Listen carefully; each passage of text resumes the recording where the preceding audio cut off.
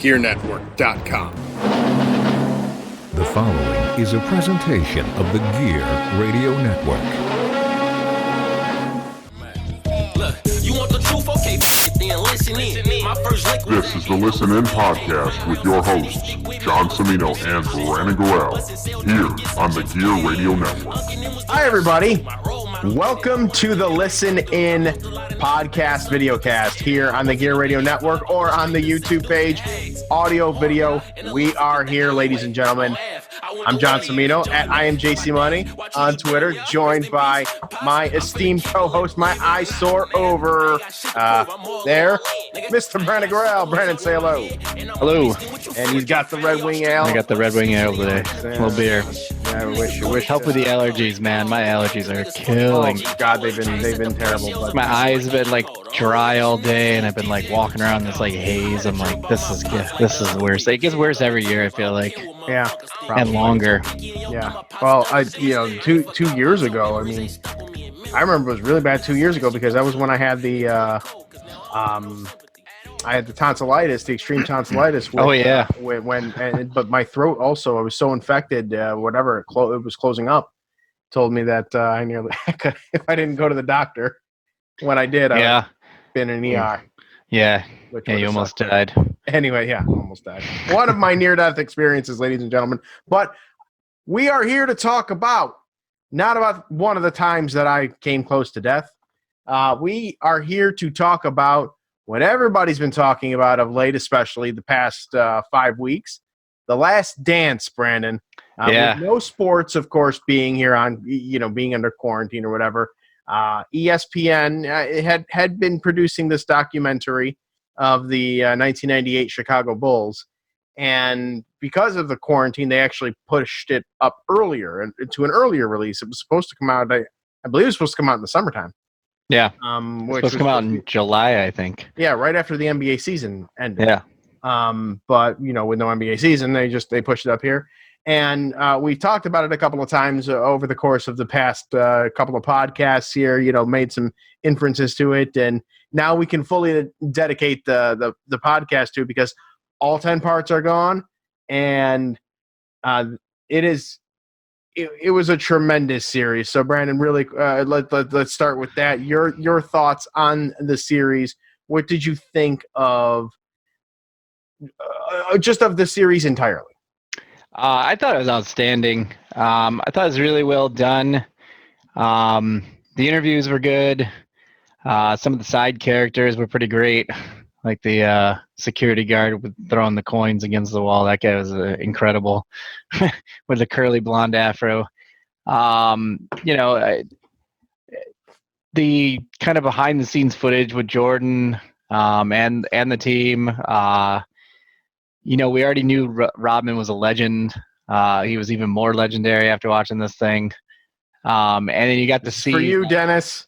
Yeah, you got to see too, though. Like that shit didn't bother the team. Like the media made it out to be like it was a big deal and it was like a tired act and all this stuff. But like, especially that last one when he went to WCW Nitro, and that was classic. Comes back to practice the next day after everyone in the media made like a huge deal of him not being there and like it was going to disrupt the Bulls and they were so angry and all this stuff. And the next day they show up to practice and they're all busting his chops, calling him Rodzilla. And, like they knew Dennis was going to show up to the games every time and he was going to give everything he had. And the guy had an endless motor. He'd take charges. Mm-hmm. He'd take elbows. He'd get under guys' skins. But it didn't matter. The guy was a straight-up baller. Right. And then just watching Jordan and his craft and just how many things he took as a slight against himself. Like even ones that were just like really a reach. Like he just used it as fuel. And those are those guys, man. Like those top echelon guys, they have that fuel. They can turn anything into fuel. When you say like Aaron Rodgers turns everything into fuel, Tom Brady turns everything into fuel, mm-hmm. Tiger Woods, and just Jordan knew. I mean, just that first finals when Drexler was the MVP and he was like, oh, he's the MVP? All right, well, I'm going to show him. And then he went out there and not just beat him, but embarrass him. Like, that's how much of a killer he is. Like, these guys today that play now, like, they're the same buddy thing. buddy. Did the same thing They years go- later with Malone too. Yeah.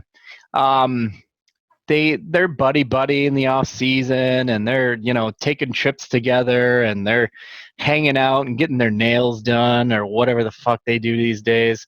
And then you have Jordan out here who's like, "Oh, Clyde Drexler, you seem like a nice guy. You won MVP this year. It should have been mine.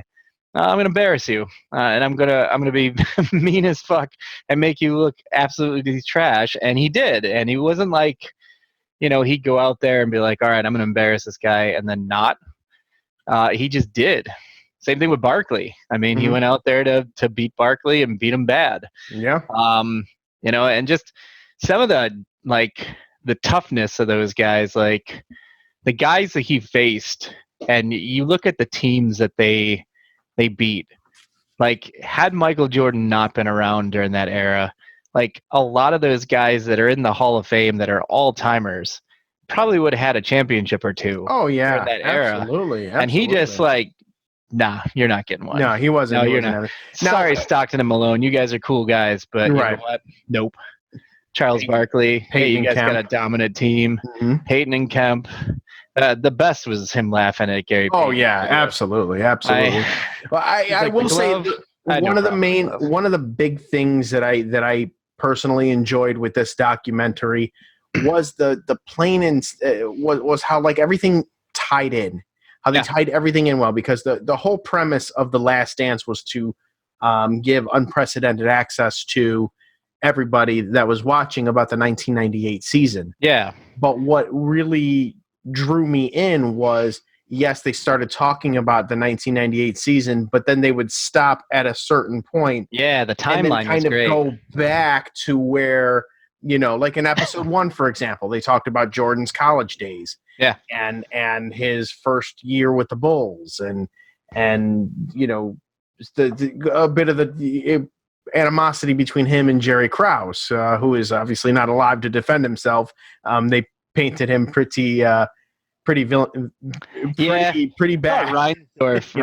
got off kind of easy, and he probably shouldn't have. Yeah, I mean, he was the owner. He could have overruled everything. He could have. He And absolutely that could have. bullshit, like, salary and injuries and old age killed our dynasty. No, it didn't.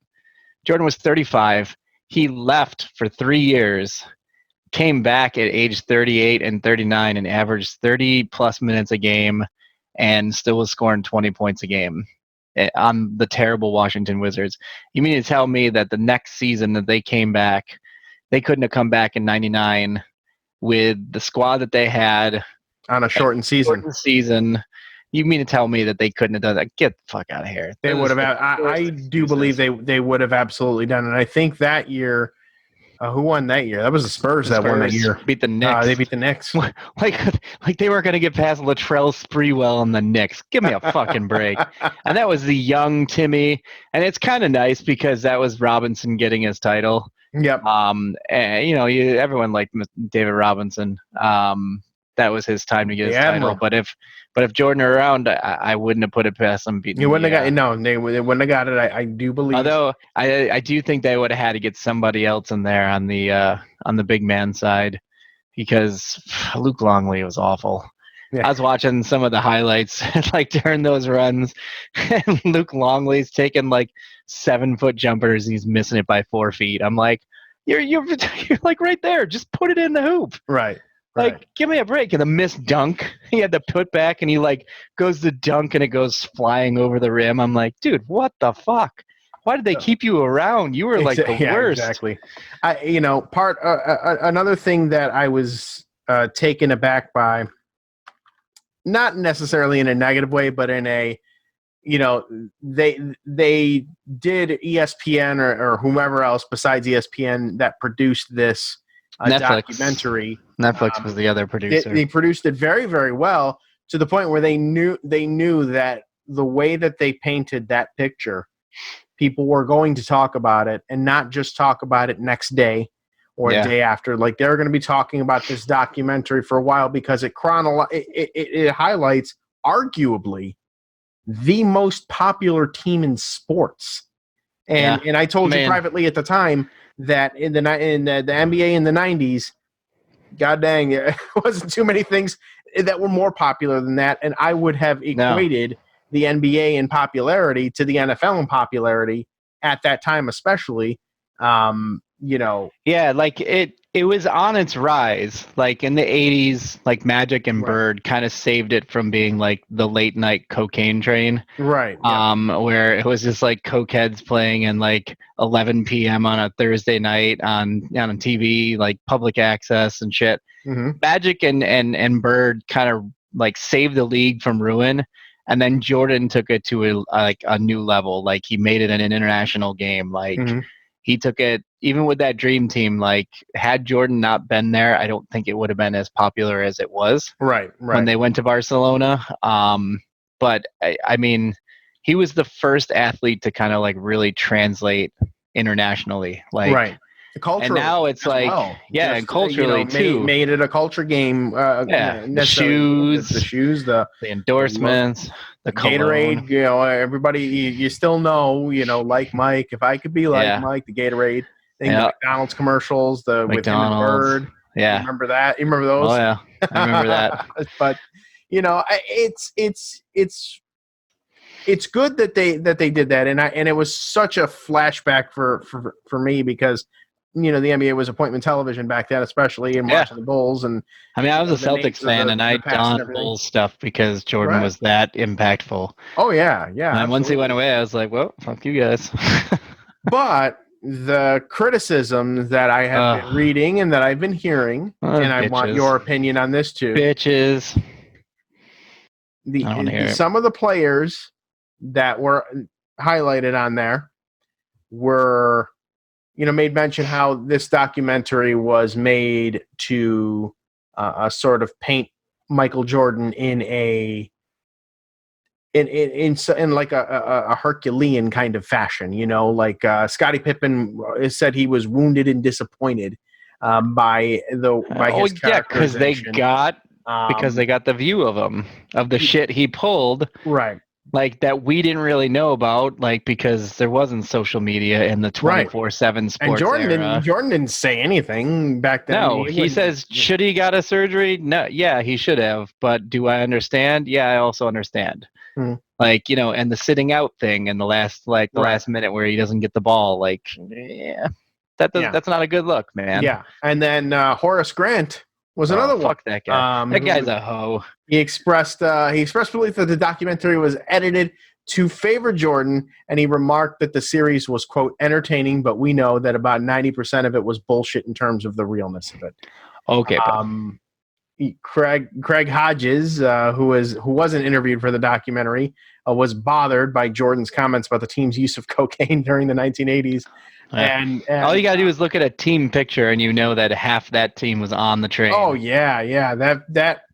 No, it's totally normal to take a photo with your eyes like where you have no eyelids. Yeah. Okay. When with that first Bulls team that Jordan was a part of, he definitely did not look like he fit in with that crowd. Now, granted, he would grow to be the wheeling, dealing, gambling guy that that smokes his cigars and whatever, but he backed that shit up on the court regardless.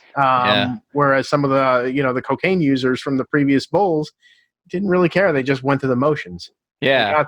Jordan legitimately changed that culture and turned them into a winner. There was also the that stupid rumor that Jordan retired because he was quote unquote suspended for gambling, and David Stern was on record to dispel that bullshit rumor too. Like, why would I suspend? Yeah, the guy that is making us more money than God right now, and taking our league to new heights, and I'm going to suspend him over gambling. Exactly. Like, give me a break. I thought it was funny listening to Horace Grant doing all that talking. One of my favorite analysts here posts an old cover of a magazine from Inside Sports, and it was the Horace Grant interview, Chicago's Unhappy Bull. And there's quotes on the cover that say, Scotty's become arrogant and cocky and he can't handle fame. Phil Jackson thinks he could take advantage of me. Those are just the quotes on the cover of the magazine. So this guy was a hoe from the beginning. And then when he went to Orlando and got his ass cooked, like, fuck that guy. Fuck Horace Grant.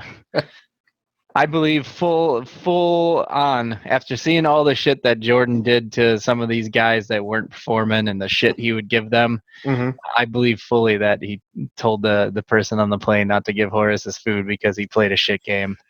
I believe that 100%. He's like, oh, he's gonna tell me because he doesn't want to look bad. And nobody wants to look bad on TV, but sometimes the truth hurts, you know. Right. What does Jordan have to lie about? His legacy is his legacy. His He could legacy have is said cemented. nothing. He could have interviewed nothing. He could have said nothing about anything, and they just played this series without his interviews, and it still would have been fantastic.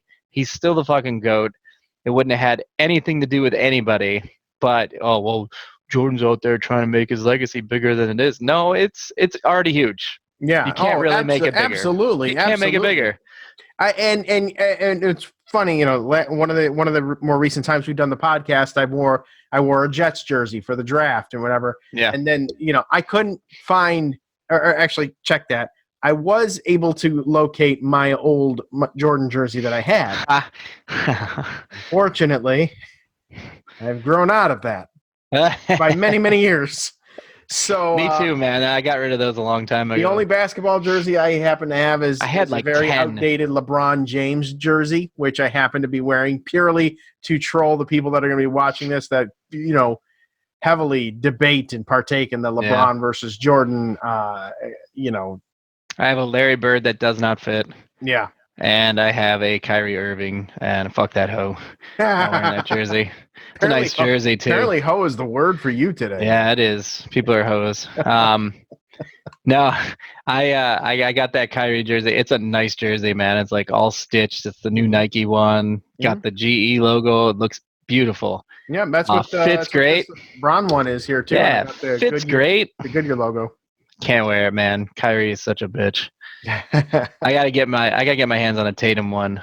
That guy's the next big thing. The next big. If Giannis wasn't in the league, I think he'd be gunning for probably the biggest star in the league in the next 3 to 5 years. Did you say if Giannis wasn't in there? I still think Giannis is going to be like, his game's going to keep improving and he's going to be like the superstar for years to come. But I think Tatum's going to be right there with him. Oh yeah. Everyone was like, "Oh, Stephen A. Smith's crazy." No, he's not. I've watched Tatum a lot, and he plays his game a lot like Kobe. He just has a little more length than Kobe did. Speaking of Kobe, how great was it? Yeah. That he was able to, you know, that. Well, did you read about that too? Like, no, he was very so. The producer that did this was really trying to get Kobe to, you know, go on record and do the conversation, and it was almost like pulling teeth to get Kobe to talk about, you know, his interactions with Jordan and how he was with Jordan. And he framed some question some way in a way that like kind of made Kobe really comfortable. And Kobe just like let it fly for like a half hour. He says, I got like so much good stuff. He says, it was really like, I was really worried that I was going to get nothing from him because he was kind of like, and he said we probably would have went longer, but he had another engagement that he had to get to, so he was only there for a limited time. But if he hadn't wasted so much time in the beginning trying to like get through to him because he was kind of standoffish about, you know, the whole thing, he was very like one word answer, you know, wasn't really going anywhere. And he says, I don't even know if I can use anything in here. And then he asked one question, and then Kobe's wheels got turning, and then that's when he started kind of like, you know, just letting everything go. It was pretty dope. I was pretty glad that they got him in there. Yeah, too. I was very glad. You know, I thought Reggie Miller's stuff was outstanding. Mm-hmm. Larry Bird also, and the thought process going through his head. You, and that, bitch. Yeah, but not just that, but like the actual game where Reggie hit that amazing shot, and everyone's going crazy, and Bird's just looking up at the clock, like shaking his head because he's like. There's still 1.1 seconds left. And even though Jordan just missed the game-winning shot, like, Larry knew, like, he's like, this game ain't over. Everyone's celebrating, like, you know, we just won a championship, but he's still got a chance over there. 23. Yeah, well, Larry knew. He competed enough against him. But, you know, another takeaway that I have, and that's kind of a good segue here, is, you know, for a long time, and I don't know if it's just perception, I don't know if it's he wasn't built, we had the body of a Denny's manager or anything like that. But, I love that term. a lot of people, don't necessarily put Larry Bird for some ungodly reason as one of the GOATs in NBA history. And Jordan, in that documentary, made it very clear that Larry Bird was one of the people he was aspiring to get to, like the level that he was getting to. So to hear that, him and Magic, for old timers like you and I already knew that about Larry Bird, but casual new fans who were like, some of the new fans don't. I think they discount him because he's white. I really do. I wasn't going to go there. He wasn't flashy. No, I really think that it is. I think what stereotypical kids now think is that everyone was Kurt Rambis back in the day. And they were slow, old, terrible, unskilled, or like their other idea of like what white basketball players are European players. Right. Like their Euro guys are very dominant now. Like they're white guys, but they're European. They're not like American white guys. People just sometimes American don't white realize, guys just want their hairs cut, Brandon. Yeah. That's all God, you gotta go there. Larry Bird was that guy, man, and people just don't know how good he was, but how much of a guy, like how much of an actual basketball player he was. Like he had everything. Like he's smart. He was a smart player. He was talented. He hustled. He gave his body for every play. He wanted to win so bad, and he is a legendary trash talker. Legendary trash talker. Every guy is like, I played up against Larry, and that guy can talk some trash. Right. Like he don't look like he's a guy that can talk trash. That guy talks trash. Yeah. And putting all of that, putting all of that there when you have Michael Jordan, who today's generation looks at as Michael Jordan appropriately put it to. There's still these hoes out there, right? But as he appropriately put it to Reggie Miller, Black Jesus. Well, yeah, and you got people that look at Michael Jordan from a basketball perspective as the Babe Ruth, as Jesus, as Hulk Hogan, that's what LeBron James described him as his first meeting with him. Right. So and there's still these little hoes that are running around, especially since this documentary came out. Like this is their moment to shine, about to get out there and grab their Captain America shield and their Thor hammer, but like, guess who's the best though? LeBron. I'm like, all right, LeBron is not. I mean, you cannot. We'll settle one debate with one argument. I saw it online. It was the best debate there is. If you go to a girl's house, you go to a girl's house 6 times and you fuck her 6 times, or if you go to a girl's house 9 times and you only fuck her 3, who's the better one? You're 6 for 6 guy. Right.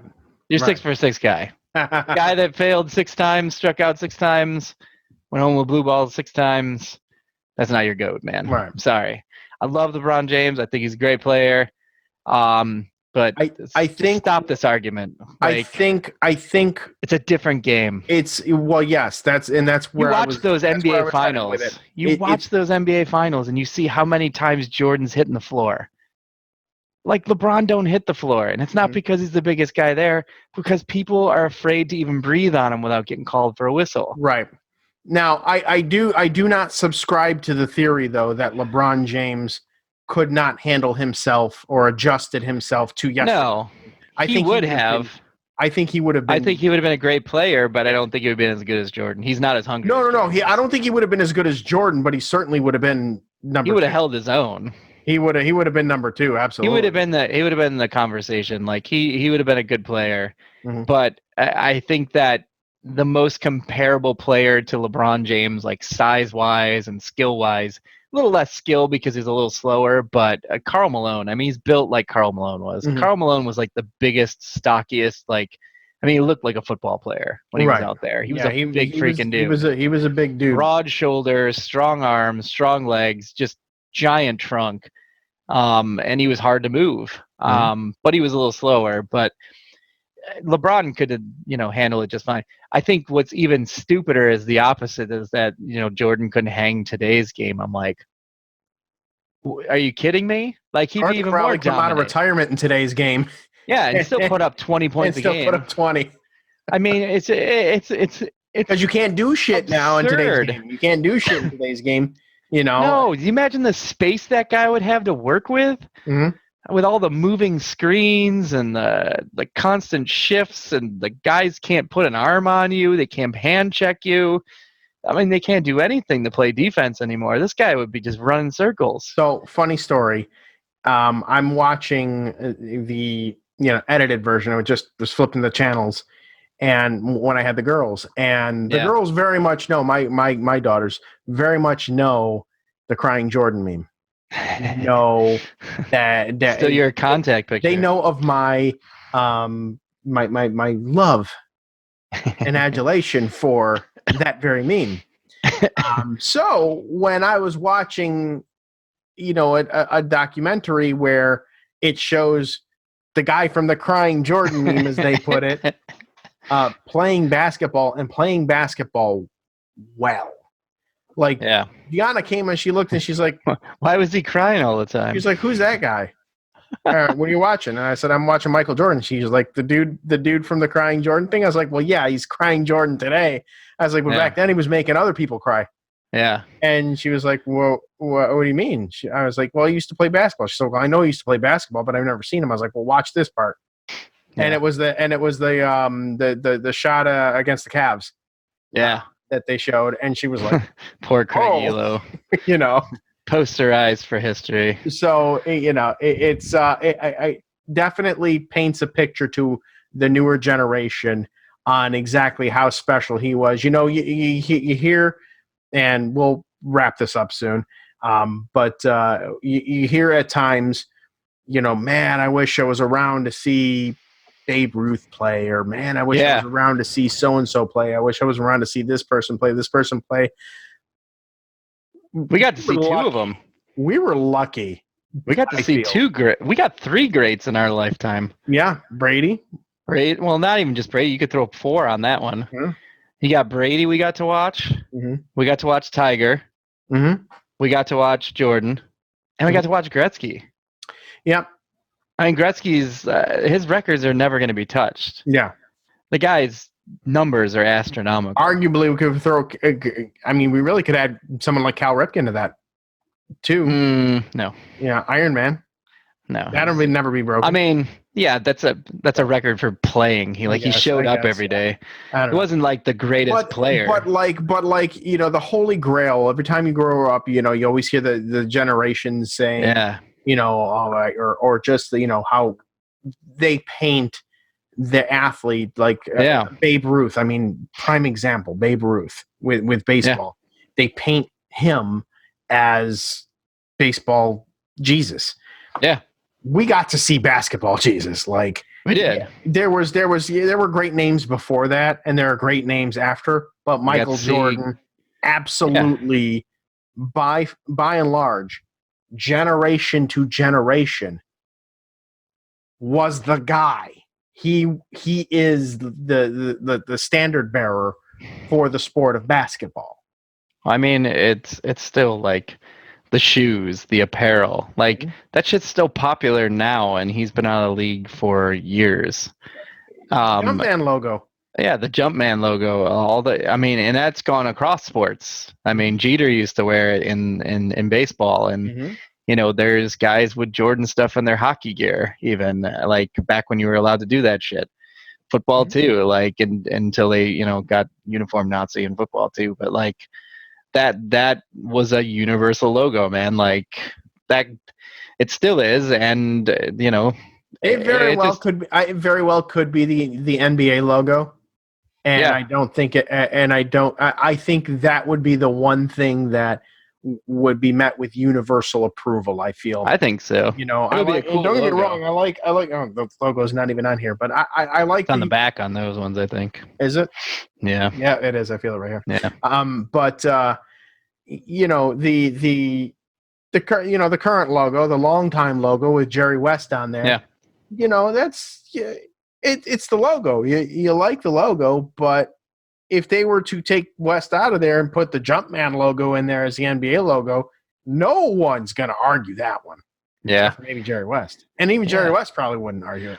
No, I mean, he was okay for changing to Kobe. So, yeah, I mean, he didn't have a problem with that. So I'm pretty sure he'd have even less of a problem with Michael Jordan doing it. Right. Just, I don't know how it would fit. You would have to get rid of like the red and the blue because it's more square Turn than it it long is ways. rectangular. Turn it a long ways. Turn it the long ways so that way it holds the, it's got enough room. Yeah, but it's still got to be thick. Yeah, so if it was rectangular this way, it would be like a huge logo. It would have to be just the Jumpman. Yeah. And it would have to have like NBA right below it, but like no box around it. Put NBA on his balls. Junk in the NBA. He's got it in his hand. Like, indeed. Replace it. Indeed. Speaking of goats, though, too, like I see that ESPN's now producing a 9-part documentary on Tom Brady's Super Bowl runs, too. Yes, I did. That'd be pretty dope to see. There's going to be. I'd be interested to see some parts. There's going to be some parts there that I'm going to be like, motherfucker. Oh, a little salt for you, but a little salt in the wound. I'd be interested to see like how much behind the scenes stuff we can get of Belichick to.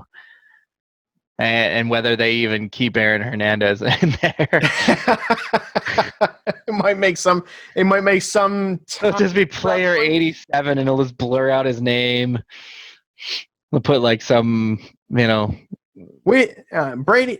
hits. It'll be like that. It'll be like on The Simpsons. There, Brady hits. Mr. Tight Black. end 87. Very good. Very good. But it was a great documentary. It was really well done, and it was great to. It was kind of like great to take a trip down that memory lane. Like, hell yeah, you remember all the moments, but you don't remember all the small moments that led up to those big moments. And you don't know the stories. You remember Jordan hitting the game-winning shot against Utah, but you don't remember he was the one that made the steal from Malone at the other end because he decided, you know what, Malone's been. Battling with Dennis all day. If I don't leave, I'm going to be able to steal the ball because he's not even going to see me. Right. And that's really smart basketball, and that leads to the game-winning shot. But you only think of the game-winning shot. You've got the image of him throwing up the hand and just holding it there, or the one where he's paused in midair with 6.6 seconds left as it's going off of his hands. You've got those moments, but you don't realize that right before that he went down in 4 seconds and got a layup to cut it to a 1-point game. Right. Then goes to the other end and then plays incredible defense, even though he's exasperated, like totally exhausted, sucking wind, chugging down Gatorade. They were taking 20-second timeouts just to give him a few seconds to sit because he was that tired. And yet he still finds that extra level to go steal the ball away from Karl Malone, who is not a small guy by any means. And then he goes down the other end of the floor. And again, you don't know the thinking behind why didn't they call a timeout? Because most teams will call a timeout and set up a play, but they were like, again, genius at work. You got Phil Jackson and Michael Jordan on the same brain lengths here saying, if we call timeout, that gives them a chance to set up. Mm-hmm. I trust my guy is going to go and make the shot. I also found something interesting when I was watching the movie last night of Game 6. Mm-hmm. It was actually really well done. Like, it wasn't just a zoomed in like version of the original broadcast.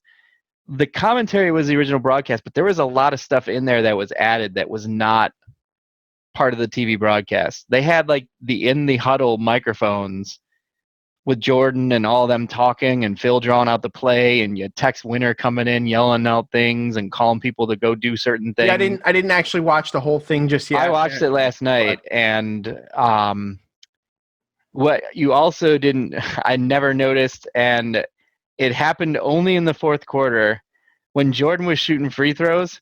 Rodman had his back to the line, and he's just talking to a fan or whatever, and the ref was like, hey, are you going to pay attention to the rebound? And he goes, he ain't going to fucking miss this. And every time, swish, and he just turned around and goes, see? And he just goes right back down the court. Like, it was so funny to watch him because he knew who he was playing with.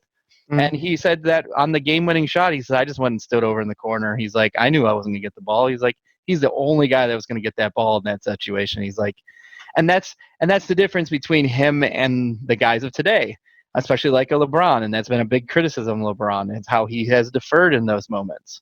A lot of times in his career, as he's gotten older, he's been more willing to take that shot. But Jordan was like, they just looked at it and go, I know I'm not getting the ball. I'm just going to stand here. Like, he's going to take the shot. He's not passing it to nobody. I don't care if there's 5 guys on him and the coach comes running on the court to get in front of him too. He's going to take the shot no matter what.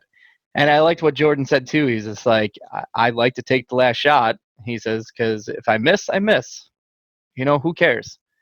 You're going to miss those shots sometimes. But right. I would rather miss it and not take it.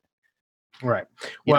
And we will. I will leave it at this. When we talked in the Kobe cast a few months ago at this point, where we kind of laughed at the Shaq story when Shaq said that he was talking to Kobe and the teammates were complaining to him about Kobe not passing the ball, and Shaq goes to Kobe and was like, "Hey, Kobe, you need to pass ball more, or no, I ain't team, Kobe." And he says, "But there's an M-E in the motherfucker." And Shaq was like, "Yeah, I lost this one." And he sits down. Jordan had one on there too.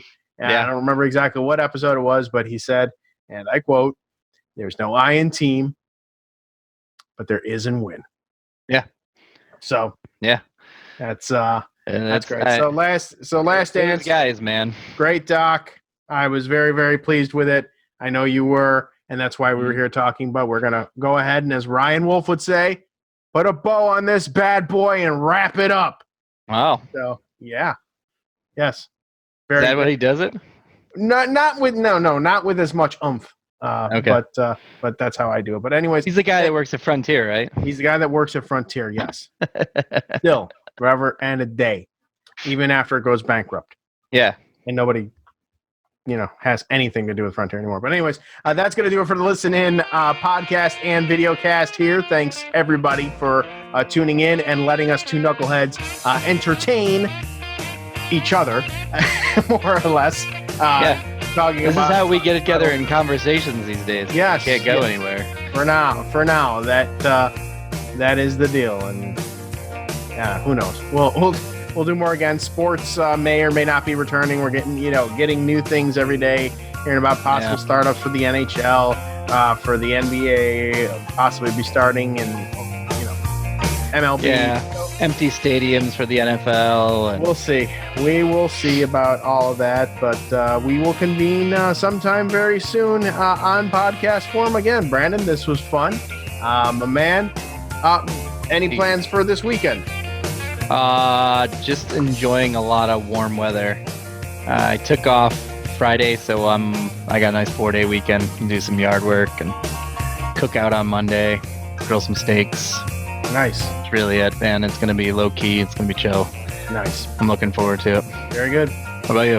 9-day weekend. 9-day weekend. That's it, Holmes.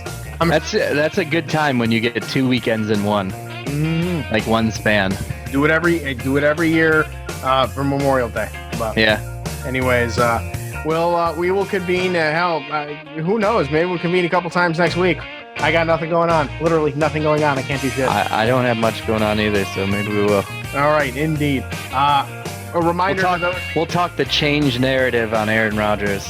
Yes, we can definitely talk about that there, because that definitely was a flip-flop. But hey, for those of you out there in podcast land that follow this and follow other podcasts between this network and other networks, our friends at the BICBP Radio Network, they are hosting the Western New York PodCon, again, the second annual Western New York PodCon, and I am pleased, and it's on August 8th, by the way, and it goes digital this year because of the COVID, but I am pleased to announce that the JC Money Show is going to hold a time slot on there. I believe it's at noon on that day. We are going to be broadcasting on there from the JC Money Show. Probably it's going to be a hybrid between that and this podcast, but it's going to be on there. It's going to be August 8th. Go on to Facebook.com and check out BICBP's event invite for it. There's going to be a lot of the wrestling show is going to be on there from our network as well, and a bunch of other podcasts from other networks. It's a great little thing to support the podcasters of the area. Very fun stuff. We're going to be there August 8th. Brandon, until next time, good day to you, sir. Good day to you as well. So long, everybody. Good night now. Flava Flav, do us the solid, please. Yeah, boy! Hang on, one more thing before you go. Remember, listen to our sponsors following this podcast, as that does help this podcast and this network out in a way that we appreciate very, very much. So if you could just ride it out 30 to 60 more seconds after this podcast is over, listen to those commercials, it would be doing us a very, very big solid. And again, we thank you. This has been a presentation of the Gear Radio Network. For more, log on to gearnetwork.com.